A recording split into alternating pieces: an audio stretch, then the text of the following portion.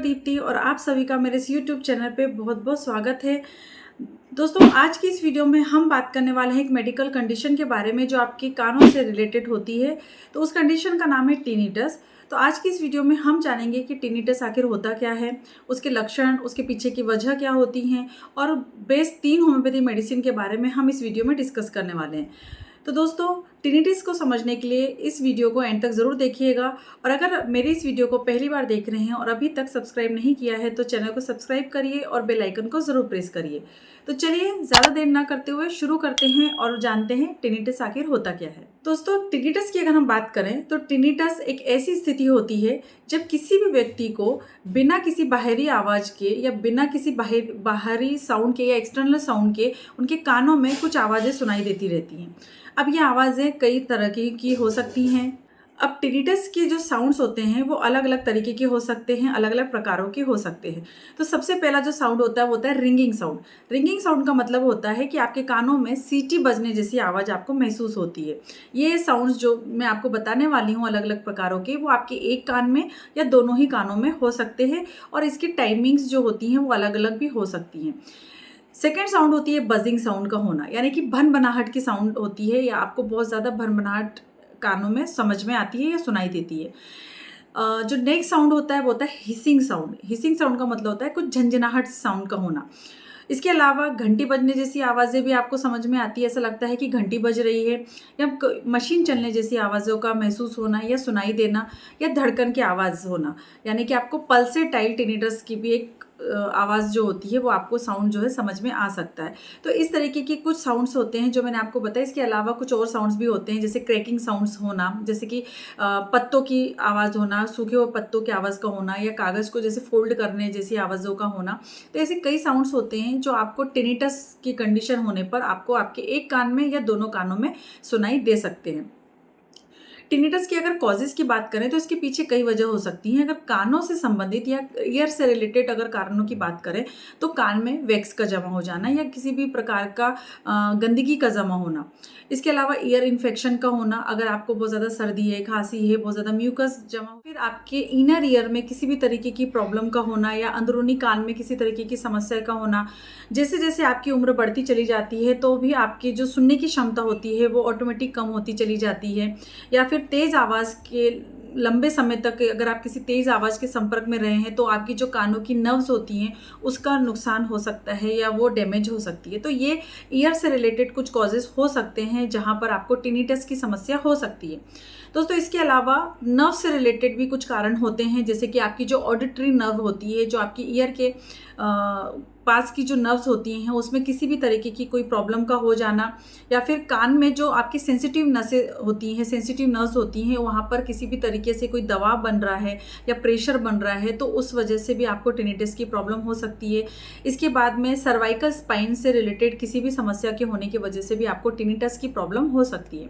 कुछ other causes भी हो सकते हैं, जैसे कि अगर आपको बहुत ज़्यादा हाई ब्लड प्रेशर रहता है तो आपने देखा होगा जैसे ही आपका ब्लड प्रेशर बहुत ज़्यादा हाई हो जाता है तो आपको कानों में भन भन की आवाज़ आने लग जाती है। अगर आप बहुत ज़्यादा स्ट्रेस लेते हैं, तनाव में रहते हैं, चिंता करते हैं तो वहाँ पर भी आपको ये समस्या देखने को मिल सकती है। इसके अलावा नींद की कमी का होना, अगर आप रातों में जगते हैं, नींद ठीक से नहीं ले पाते हैं, बहुत ज़्यादा स्ट्रेस में रहते हैं तो वहाँ पर भी आपको ये कंडीशन देखने को मिल सकती है। दोस्तों, इसके अलावा कुछ दवाइयों के साइड इफ़ेक्ट्स की वजह से भी आपको टिनिटस की प्रॉब्लम हो सकती है। और लास्ट में ब्लड सर्कुलेशन अगर प्रॉब्लमेटिक है, इनपरफेक्ट ब्लड सर्कुलेशन है, या रक्त संचार में किसी तरीके की कोई प्रॉब्लम है तो वहाँ पर भी आपको टिनिटस की समस्या हो सकती है। दोस्तों, ये थे कुछ कारण जिसकी वजह से आपको टिनिटस की प्रॉब्लम हो सकती है। इसके बाद अगर हम बात करें सिम्टम्स की, तो क्या सिम्टम्स होंगे जब आपको टिनिटस की प्रॉब्लम में देखने को मिलेगी। तो सबसे पहले तो कान में लगातार आवाज़ वैसी होंगी जैसे कि मैंने आपको साउंड्स बताए हैं। सुनने में आपको परेशानी होगी, ठीक तरीके से आप सुनाई नहीं देगा, कान में आपको हमेशा भारीपन सा महसूस होगा, प्रेशर सा महसूस होगा, और इस वजह से आपको काफ़ी ज़्यादा इरिटेबिलिटी रहेगी, चिड़चिड़ाहट रहेगी। नींद में भी आप जब सोते हैं, जब पूरी तरीके से रूम शांत होता है तो वहाँ पर ये आवाज़ें और भी ज़्यादा सुनाई देने लग जाती हैं। तो नींद में भी परेशानी होगी, आप ठीक तरीके से नींद नहीं ले पाएंगे, किसी भी चीज़ पे या किसी भी काम में आप ठीक तरीके से कंसंट्रेट नहीं कर पाएंगे, किसी भी जगह पे आप ध्यान नहीं लगा पाएंगे तो आपको ध्यान लगाने में कठिनाई भी होगी।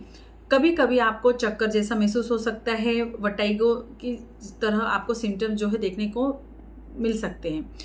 सो दोस्तों, ये थी छोटी सी जानकारी टिनिटस के बारे में, उसके कॉजेज़, उसके लक्षणों के बारे में कि टिनिटस आखिर होता क्या है। तो आपने जाना कि टिनिटस सिंपली अगर हम आम भाषा में समझें तो आपके बाहर किसी भी तरीके का साउंड नहीं होने के बाद में भी अगर आपके कानों में साउंड सुनाई देते हैं तो इसी कंडीशन को हम टिनिटस कहते हैं। दोस्तों, अब हम बात करते हैं बेस्ट होम्योपैथी मेडिसिन के बारे में। तो सबसे पहले होम्योपैथी मेडिसिन जो है वो है पिलोकार्पिन। तो पिलोकार्पिन का जो उल्लेख है वो होम्योपैथी मेडिका में जो है मुख्य रूप से सलाइवरी ग्लैंड या सिक्रीशन से रिलेटेड होने वाली कंप्लेंट्स में दिया गया है। तो जब भी कभी किसी ग्लैंड्स की वजह से या सिक्रीशंस की वजह से या सलाइवरी ग्लैंड में होने वाली परेशानी की वजह से अगर आपके कानों में कोई समस्या हो रही है तो वहाँ पर इस मेडिसिन का उपयोग किया जा सकता है।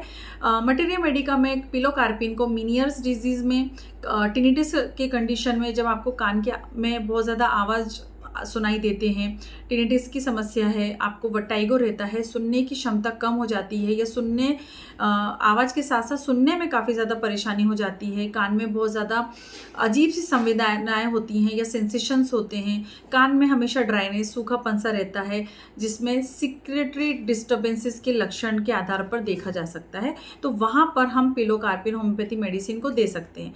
तो पिलोकार्पिन मेडिसिन हम ऐसी कंडीशन में दे सकते हैं जहाँ कान के लक्षणों के साथ साथ शरीर में ड्राइनेस है या किसी अदर ग्लैंडुलर सिम्टम्स भी अगर आपको बॉडी में है तो वहाँ पर ये मेडिसिन काफ़ी ज़्यादा स्ट्राइकिंग होती है।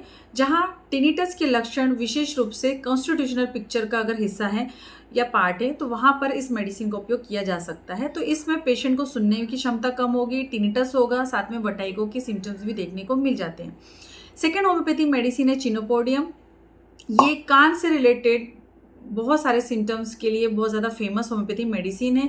होम्योपैथी में चिनोपोडियम मेडिसिन को ईयर की मोस्टली लगभग सभी कंप्लेंट्स में यूज़ किया जाता है। इसकी जो विशेषताएं हैं या इंडिकेशंस है तो कान में लगातार आवाज़ का आना, टिनिटस की कंडीशन होना, विशेष रूप से हाई पिच रिंगिंग साउंड अगर होता है, बहुत ज़्यादा मात्रा में अगर साउंड होता है, कान में सीटी बजने जैसी आवाज़ अगर हो रही है और सुनने की क्षमता कम हो गई है, डेफनेस की सिचुएशन है, बिल्कुल ठीक तरीके से सुनाई नहीं देता है, तो वहाँ पर इस मेडिसिन को यूज़ किया जा सकता है। अक्सर एक कान में आपके ज़्यादा परेशानी होती है, आपके दोनों कानों में नहीं होती, सिर्फ एक कान में आपको काफ़ी ज़्यादा परेशानी होती है, हियरिंग डिफ़िकल्टी होती है, तो साथ में टिनिटस की कंडीशन है, बहुत सारी आवाज़ें आ रही हैं, उसके साथ में हियरिंग डिफ़िकल्टीज़ भी। सो दोस्तों, आवाज़ के साथ साथ आपको हियरिंग डिफ़िकल्टीज़ भी देखने को मिल जाती है इस कंडीशन में। कान की जो नसें होती हैं जिसे हम ऑडिटरी नर्व्स कहते हैं, उससे जुड़ी कोई समस्या होने पर भी हम इस मेडिसिन का उपयोग कर सकते हैं। तो चिनोपोडियम को डेफनेस के साथ में अगर टिनिटस है, डेफनेस विद टिनिटस के मामलों में दिया जा सकता है और ये बहुत ही अच्छी होम्योपैथी मेडिसिन है। दोस्तों, इसके बाद में जो हमारी अगली होम्योपैथी मेडिसिन है वो है आइरिस वर्सिकोलर। तो ये मेडिसिन का उपयोग मुख्य रूप से डाइजेस्टिव सिस्टम में किसी तरीके की गड़बड़ी है या आपको माइग्रेन की कंडीशन है या आपको न्यूरल सिम्टम्स है तो उसकी बहुत ही ज़्यादा बेस्ट औषधि से माना जाता है। लेकिन कुछ रोगियों में ईयर सिम्टम्स के लक्षण के रूप में भी इस मेडिसिन का उपयोग किया जा सकता है। अगर इंडिकेशंस की अगर हम बात करें तो कान में आवाज़ के साथ साथ आपको बहुत ज़्यादा सिर में दर्द होता है, हेडेक की सिचुएशन है, टिनिटस की प्रॉब्लम है, इसमें पेशेंट को माइग्रेन की टेंडेंसी होती है और उसमें साथ में टिनिटस भी होता है। तो ये जो भी सिम्टम्स मैं आपको बता रही हूँ, जैसे कि डाइजेस्टिव सिस्टम में प्रॉब्लम होना, माइग्रेन का प्रॉब्लम होना, हेडेक का होना, तो ये टिनिटस के साथ में मिले हुए होंगे, यानी उस ऐसे पेशेंट में इन सिम्टम्स के साथ में टिनिटस भी ज़रूर देखने को मिलेगा। इसके साथ में कान में बजिंग साउंड का होना या नॉइज़ का होना, पेशेंट को एसिडिटी, गैस्ट्रिक प्रॉब्लम्स और हेडेक के साथ में ईयर कंप्लेंट्स भी होती है, तो वहाँ पर आइरिस मेडिसिन काफ़ी ज़्यादा स्ट्राइकिंग इंडिकेटेड होम्योपैथी मेडिसिन है। सो दोस्तों, जिनको टिनिटस के साथ में एसिडिटी है, माइग्रेन है, हेडेक की प्रॉब्लम है, डाइजेस्टिव सिस्टम से रिलेटेड डिस्टर्बेंसेस हैं या फिर बहुत ज़्यादा नोजिया फीलिंग रहती है, तो वहाँ पर आइरिस होम्योपैथी मेडिसिन दी जा सकती है। दोस्तों, अगर टिनिटस की कंप्लेंट लेके कोई पेशेंट आपके पास आता है तो वहाँ पे कुछ इन्वेस्टिगेशंस हम करा सकते हैं जिसमें वहाँ पर टिनिटस से रिलेटेड जो भी इवोल्यूशन है वो क्लियर होते हैं। तो अगर टिनिटस लगातार बना हुआ है, मेडिसिन भी ले रहे हैं और प्रॉपर ठीक नहीं हो रहा है, तो वहाँ पर कुछ टेस्ट या इन्वेस्टिगेशन हमें ज़रूर करवा के देखने चाहिए। जैसे ENT एग्जामिनेशन हमें ज़रूर करवा लेना चाहिए, PTA एक इन्वेस्टिगेशन होता है जिसे हम प्योर टोन ऑडियोमेट्री के नाम से जानते हैं, ये भी हम करा सकते हैं। टिम्पेनोमेट्री, हियरिंग असेसमेंट, साथ में अगर आपको ज़रूरत पड़ सकती है तो MRI या CT स्कैन भी कराया जा सकता है कुछ विशेष परिस्थितियों में। सो दोस्तों, टिनिटस एक सिम्टम्स है, लेकिन केवल आवाज़ को दबाने के बजाय हमें उसके पीछे के कारणों को समझना बहुत ज़्यादा ज़रूरी है। तो टिनिटस अगर हम देखें तो ये किसी तरीके से कोई समस्या नहीं है, लेकिन ये एक लक्षण है जो अदर डिजीज़ की वजह से आपको देखने को मिल सकता है।